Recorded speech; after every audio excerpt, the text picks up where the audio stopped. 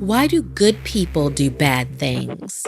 Find out in the new season of the hit psychological mystery series Evil, now streaming on its new home on Paramount+. The drama from creators Robert and Michelle King examines the origins of evil along the dividing line between science and religion.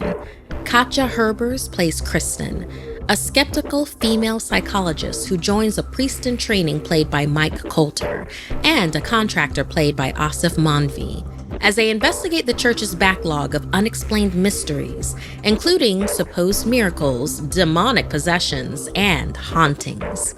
To assess if there's a logical explanation or if something truly supernatural is at work, they'll dive deep into the dark, strange, and unexplainable.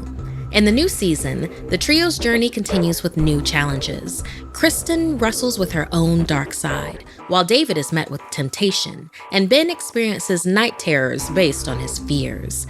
What's really lurking behind life's darkest forces? It's a season full of more questions, more demons, and more evil. Exclusively on Paramount+. Head to ParamountPlus.com/evil to try it free. Hello, my dark darlings. I'm Markia, and this is the Something Scary podcast. To our veteran listeners and those just voyaging into the dark with us for the first time, welcome.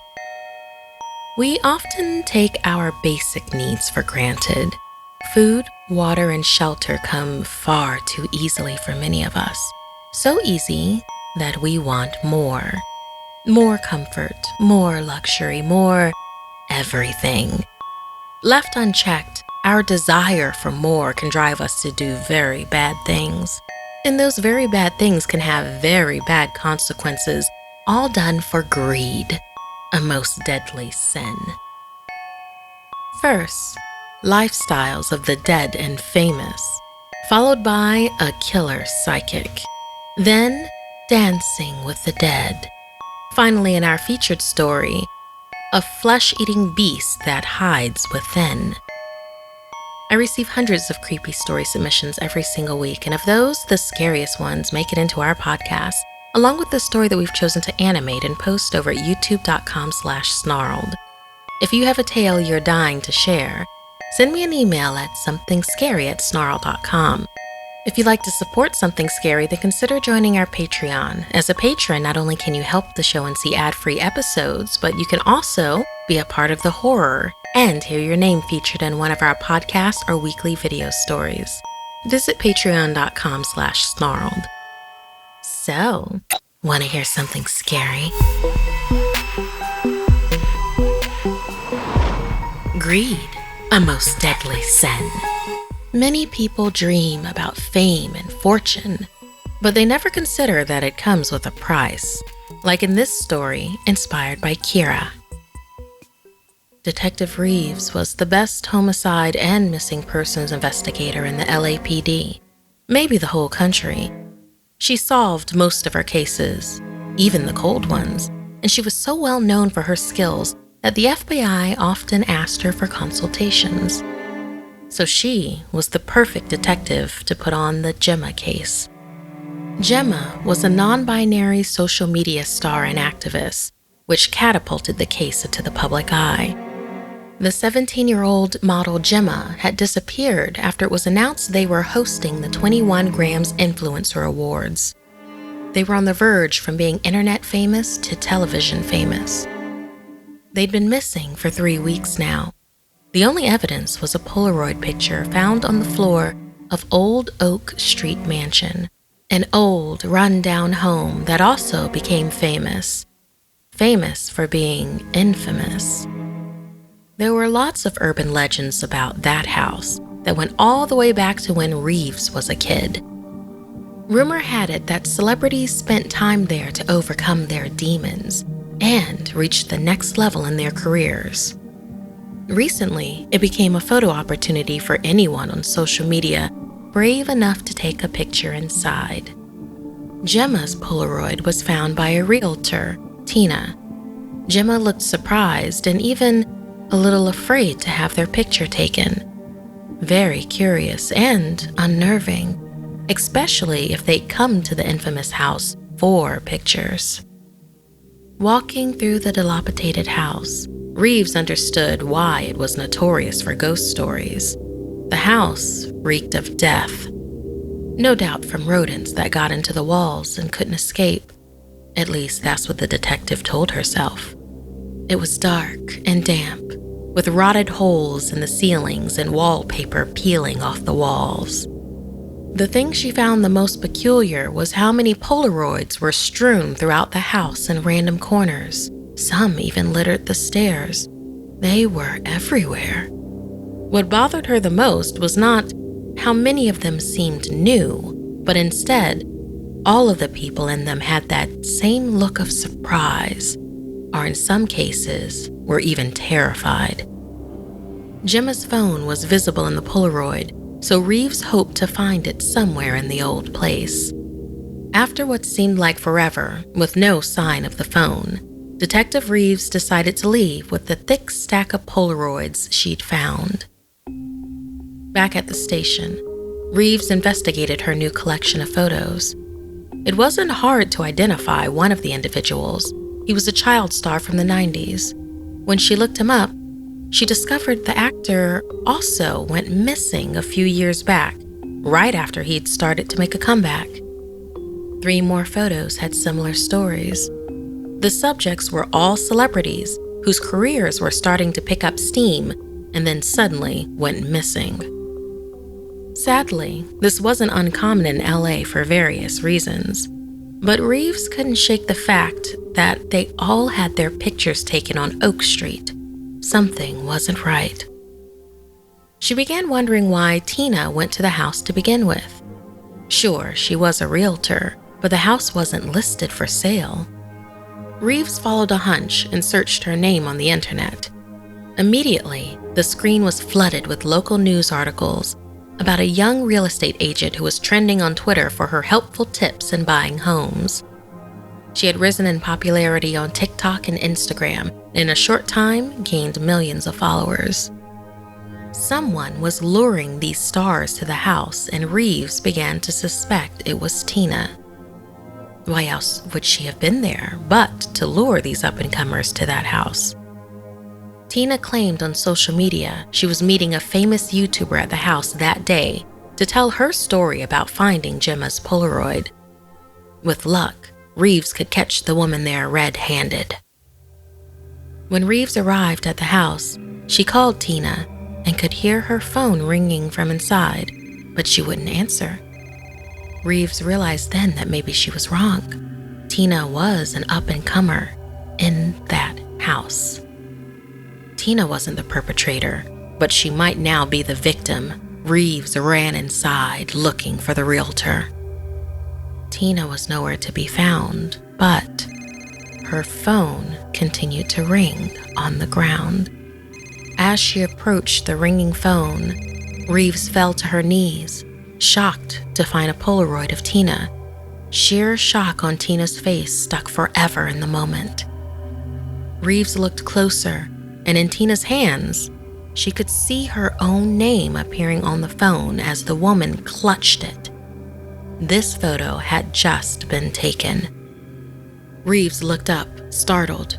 Whoever took that photo was still in the house, and no one knew that Reeves was there. No backup was coming. She rushed to escape the house, but it was too late. There was a bright flash, and all that was left of the famous Detective Reeves was a Polaroid of her with a surprised and slightly terrified look on her face. Thank you so much, Kira, for inspiring this urban legend house of celebrities gone wrong. Listener, how far would you go to be famous? Is it worth your life? My skin is like an oil puddle on my face, but other than that, I haven't had many issues with it. Just in case though, I'm starting preventative prescription treatments now with our new sponsor, Apostrophe. Apostrophe is a prescription skincare company that offers medications clinically proven to help clear acne or other skincare goals like reducing redness, wrinkles, and even dark spots. I'll be applying my topical prescription from my licensed dermatologist every other night. And during the day, I'm using a recommended 30 SPF sunscreen. I'm so excited to begin my skincare journey for preventative treatment for fine lines, wrinkles, and acne. We have a special deal for our audience. Save $15 off your first visit with a board-certified dermatologist at apostrophe.com/scary when you use our code SCARY. This code is only available to our listeners. To get started, just go to apostrophe.com/scary and click Begin Visit. Then use our code SCARY at sign up and you'll get $15 off your dermatology visit. That's apostrophe.com/scary and use that code SCARY to get your dermatology visit and save $15. And we thank Apostrophe for sponsoring the podcast. They say you are judged by the company you keep. When those you spend time with the most do the worst, you might also suffer their consequences. Like in this story inspired by Aceleafeo. Arabella was thrilled. The carnival was back in London. As usual, she dragged along Lara, her longtime best friend.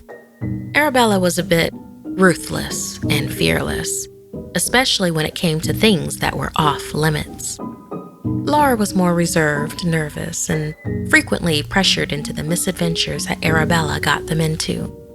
So, without their parents' permission, the pair snuck out and ended up at the carnival. Even Lara had to admit it was fun. They rode the rides and ate all the food. Lara was ready to go home, but Arabella wanted to see the fortune teller, Esmeralda.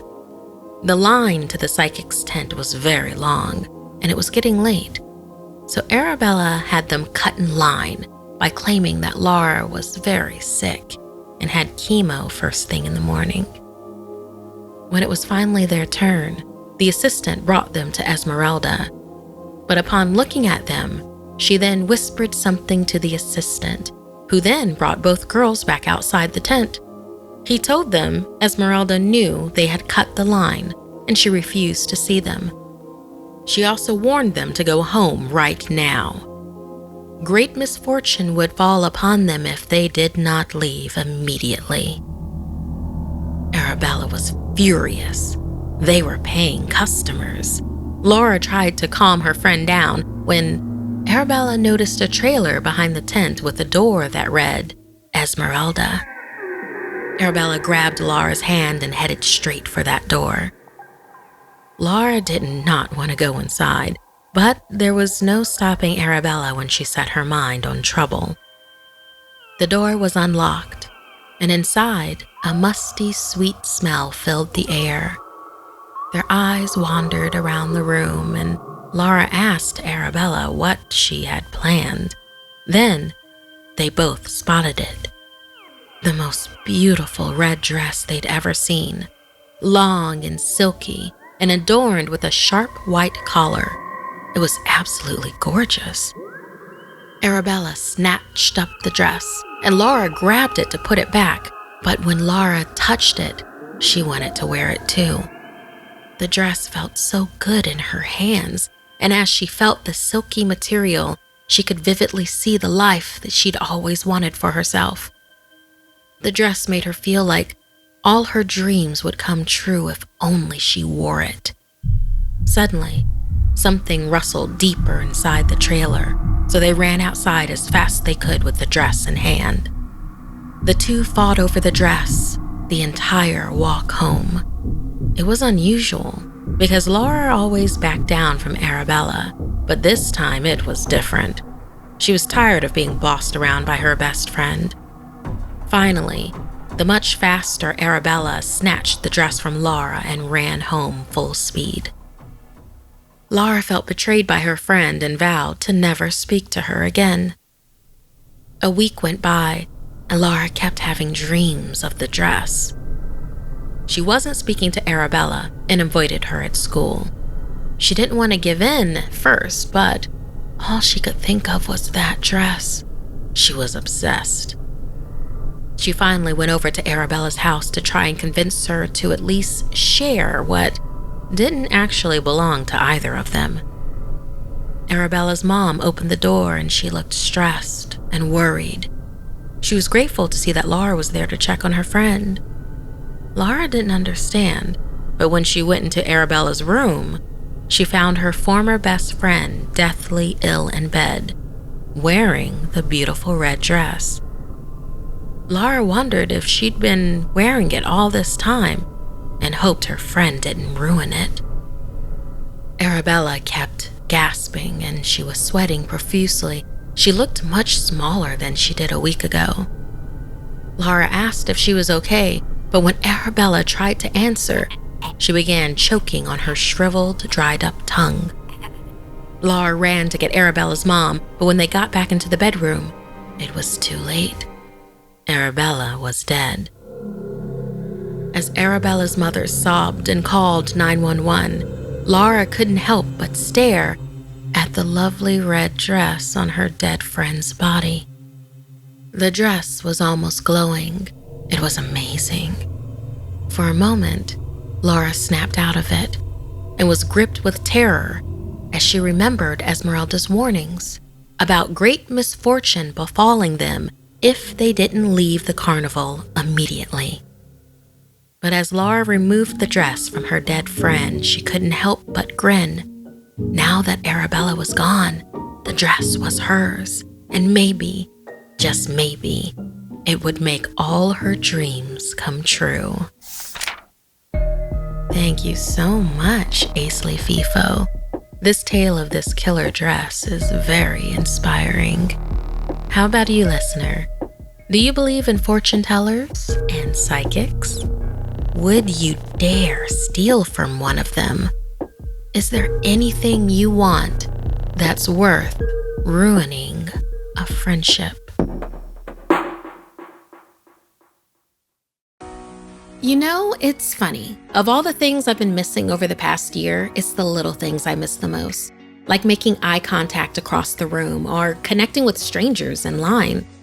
That's what I'm trying to get back to. Vaccination is the most effective way to help prevent COVID-19 and get back to the good times. Find out where to get your COVID-19 vaccine near you at vaccines.gov. That's vaccines.gov.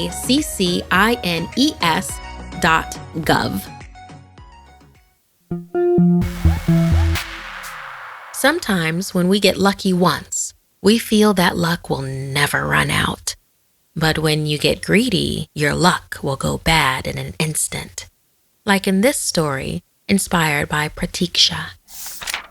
Dear Markia, my grandpa shared with me the most terrifying thing that ever happened to him as a teenager in India. He made our family promise not to tell anyone until after he passed. So now I'm going to share this story with you. Back then, when he was young, it was common for all the older teens to leave the villages and go into town for work and return by nightfall.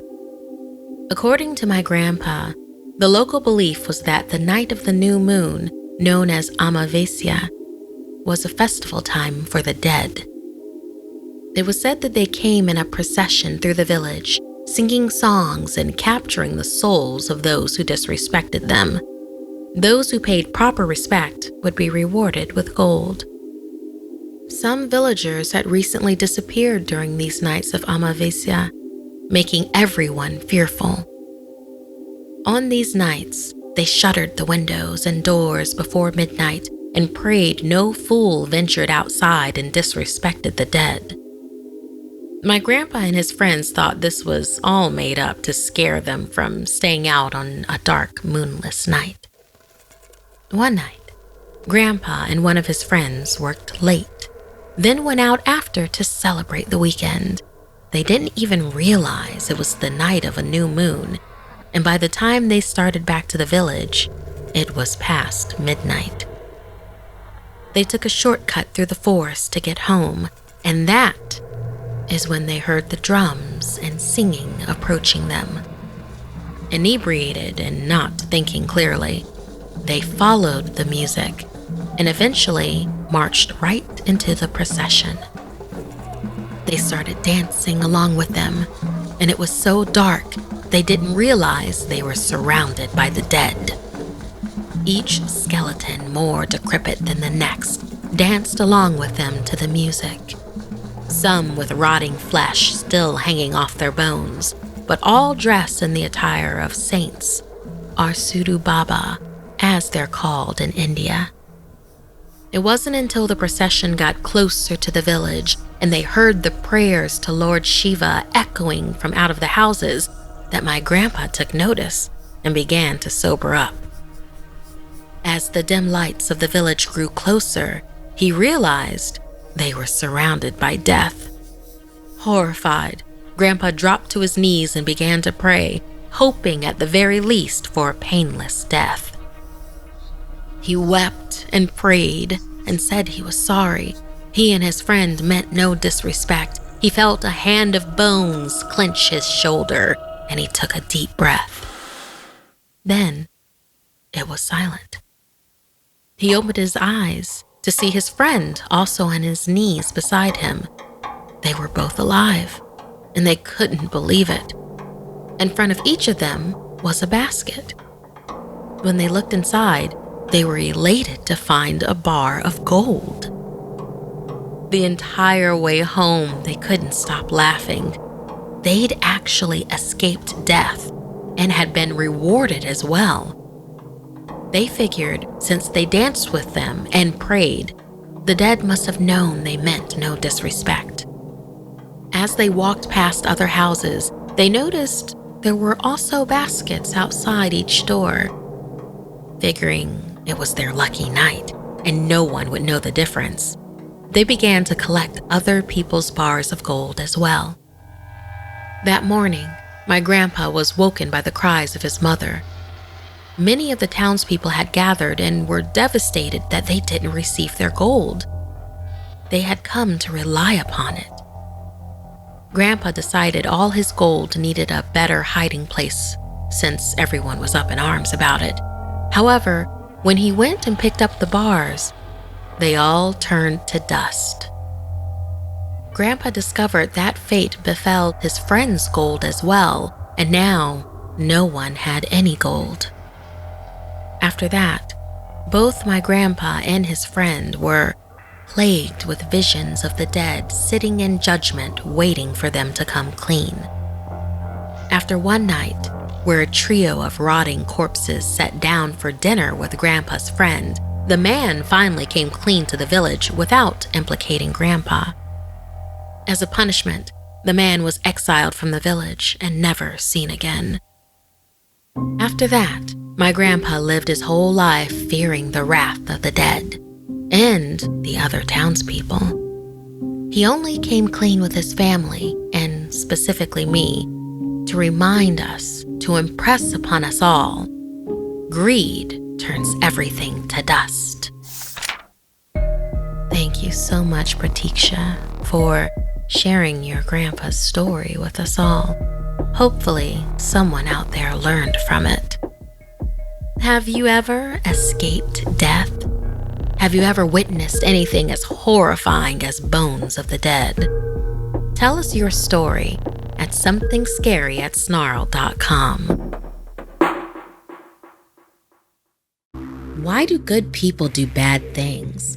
Find out in the new season of the hit psychological mystery series, Evil, now streaming on its new home on Paramount+. The drama from creators Robert and Michelle King examines the origins of evil along the dividing line between science and religion.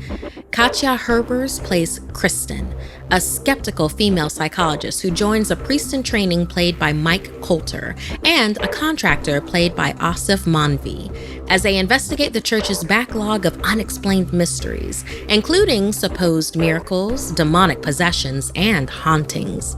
To assess if there's a logical explanation or if something truly supernatural is at work, they'll dive deep into the dark, strange, and unexplainable. In the new season, the trio's journey continues with new challenges. Kristen wrestles with her own dark side, while David is met with temptation, and Ben experiences night terrors based on his fears. What's really lurking behind life's darkest forces? It's a season full of more questions, more demons, and more evil. Exclusively on Paramount+. Head to ParamountPlus.com/evil to try it free. A change of scenery is often just what is needed to break free from the shackles of bad habits. However, Some bad habits can be so deeply ingrained that without help, they can break you. Shania was a natural-born hustler. Once she knew there was money to be made, she couldn't stop until she got all of it. Unfortunately, she often did this at the expense of her family. This time, she'd realized she could make a profit by selling the clothes her sister had pushed farthest back in her closet. But things went too far when Shania decided she could get more selling the items her sister had just bought instead. Her parents were furious. They sent her to her uncle Kamal to work at his animal training center in Manitoba, Canada for the summer. Her parents hoped that if she learned to train animals, then maybe she would learn some discipline herself. Uncle Kamal's animal center, along with the usual training services, also took in previously wild and/or hurt animals. One large albino fox, named Cain, took a special liking to Shania. The large snow-white fox had 3 legs and beautiful amethyst eyes and followed her everywhere. Her uncle's home and training facility were surrounded by dense woods that were teeming with wildlife. But there was something about the woods that made Shania very uneasy. At night, she would hear the sounds of the animals and then sudden silence. When that happened, she'd frequently glimpse antlers slowly moving past her window in the distance. The white fox Cain began coming into her room at night to sleep on her bed. And while it was cute at first, it started to keep her up at night as he growled and barked at whatever was prowling outside. So, unable to find any lasting peace at her uncle's sanctuary, she returned to the thing she knew best: making money. She figured out that she could ask Uncle Kamal's clients to pay for their training sessions in cash, claim they had canceled the session, but actually reschedule them for after the summer. She'd then pocket that money. Soon, she'd amassed a tidy summer fortune, but she wanted more. Her usual greed was different here. It grew and permeated other parts of her life. She developed an insatiable appetite for meat. No matter how much she ate, the hunger only grew. One day, soon after that, everything changed. Uncle Kamal was bitten by one of the dogs, and horrifyingly, the smell of his bloody wound was enticing to her. Upon realizing that, she was overcome with panic and fear. Terrified of her growing changes, she bolted to her room and searched the internet. She discovered the First Nations legend of the Wendigo. A Wendigo was an evil creature that slowly possessed the greedy, pushing them to revel in their greed and also cannibalistic desires. The curse of the Wendigo was horrific indeed. Suddenly, she heard growling and looked up from her laptop to find Cain. When she reached out to pat him, he snapped at her before running away. Shania pursued Cain, but was stopped by her bandaged, limping uncle. With a stern and disappointed look, he told her he'd found out about all of her canceled clients. He'd called them, and they all told him a very different story from hers. Shania realized just how greedy she'd become, caught in this latest hustling scheme. Tears streamed down her cheeks and she ran off instead, deep into the woods. Something rustled in the bushes ahead of her. Cain emerged, aggressive and snarling. Every one of the fox's white hair stood on end as he growled. His amethyst-like eyes flared, and he leaped right at Shania. She screamed as Cain flew past her and attacked the antlered beast creeping up behind her. It was the Wendigo. The gaunt, ash-gray-skinned creature's hide stretched taut over its tall, nearly skeletal frame, eyes deep in its sockets and stinking of death. It tried to throw the fox away with its antlered head, but Cain was too fast and continuously savaged the creature's throat and face. A very human-like scream ripped from its bloody, tattered lips as Cain continued his attack. Finally, the claws of the Wendigo slashed into the fox, and as he yelped, Shania ran for her life. The screams of the creatures echoed behind her as she ran through the woods back towards her uncle's place. She thought the fox defending her might mean that there was still hope to free herself of the curse of the Wendigo. But with every step, her greed and hunger grew. Her skin turned a mottled gray before her eyes as she felt antlers pushing to break free from her skull, and she had only one desire: to eat human flesh. She tried to resist, but she could smell her uncle's blood on the air. She heard a familiar growl and looked up to see the large, battle-worn albino fox, bathed in red from Wendigo blood. As he leapt at her, fangs bared, Shania smiled in relief. Cain couldn't save her, but at least he'd save her uncle from her.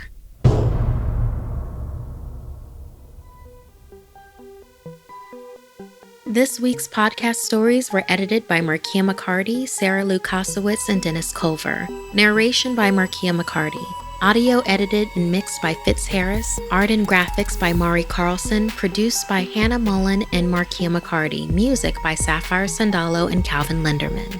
Executive producer is Gail Gilman.